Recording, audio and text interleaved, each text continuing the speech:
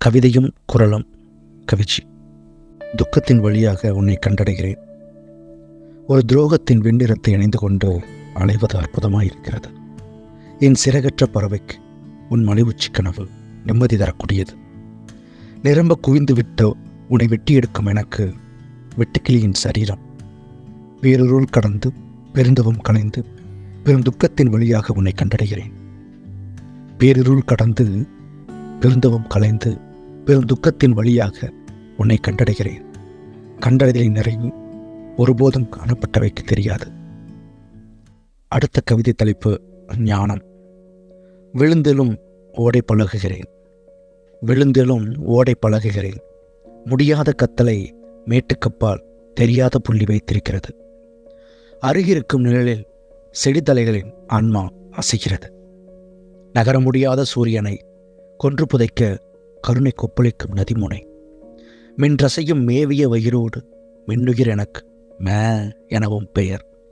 அரூப சிந்தனையை பறித்தோடு மாட்டுக்காடில் சக்கரம் இருக்கிறது. அரூப சிந்தனையை பறித்தோடு மாட்டுக்காடில் சக்கரம் இருக்கிறது. ஆடுமேத்தலில் ஞானம் வாய்க்கிறது.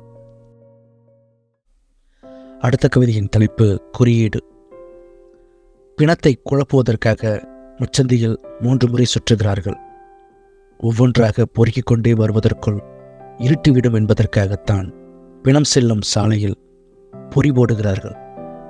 ஒருவேளை 3வது நாள் செத்த ஆன்மா வீடு வந்து சேர்ந்தாலும் முகத்தில் அடித்தாற் போல இருக்கட்டும் எனதான் கரிசோறு தின்கிறார்கள். அதன் பிறகான நாட்களில் வாசலில் ஆணியடித்து வைக்கிறார்கள். தெருமுக்கில் சிறு கட்டை அடிக்கிறார்கள். குறியீடாகச் சொல்வது இதுதான்: இனி இங்கு இடமில்லை, போய்விடு. இறப்பை விட கொடுமையானது இறந்தவனாய் இருப்பது. அதைவிட கொடுமையானது இறந்தவனோடு இருப்பது. அடுத்த கவிதை அடைபட்ட ஒற்றைமுகம். தலைப்பு: ஒரு கோலி குண்டை விட்டறியும் நடுவிரலின் சற்று முந்தைய குறிபார்த்தலும் நடுக்கமும் எனக்கு இருக்கிறது. இனம் புரியாத தெரிந்த மொழியை பகிர வேண்டாமல் விசும்பும் நீள்வட்ட நிகழ்க்குள் அடைபட்ட ஒற்றைமுகம் எனதாகவும் இருக்கிறது. 2 வழிகள் சந்தித்த பின்னும் 3வது வழி வரும் என்ற கற்பனை கோட்டையை கட்டுவது நானாகவும் இருக்கலாம். திராட்சை தோட்டமோ தேகத்தோட்டமோ புதைபட ஒரு கால் சுற்றிய பாம்பை வளர்க்கிறேன். சுற்றி கொண்டது பாம்பல்ல, நானேதான். மூச்சு திணற முயங்கித் திரியும் இரவு நேர மேட்டாங்காட்டு இரவில் பார்வையாளனோ பங்களிப்பவனோ இம்முறை நீங்கள் கூறும் நான். கடைசி கவிதை தலைப்பு வண்ணமற்ற சுடர்.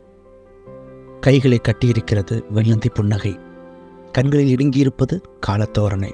மௌனம் பூசிய முன்னெற்றியில் மறந்து போன மந்திரம். பெருந்துயரெல்லாம் பிரகாசிக்கும் தான் மௌனத்தின் மொழி தாங்கோனா ஜுவாலை. துக்கத்தின் உயரமான வண்ணமற்ற சுடர். கவிதையை அடுத்த பக்கம் நகர்த்தும் முன் மறைந்து போகிறது தேவாட்டுக்குட்டி. வனாந்தரத்தில் தேடி அலைந்து திரும்புகிறேன். வனாந்தரத்தில் தேடி அலைந்து திரும்புகிறேன். தோளில் வந்தமர்ந்திருக்கிறது கைவிடப்பட்ட சிலுவை ஒன்று.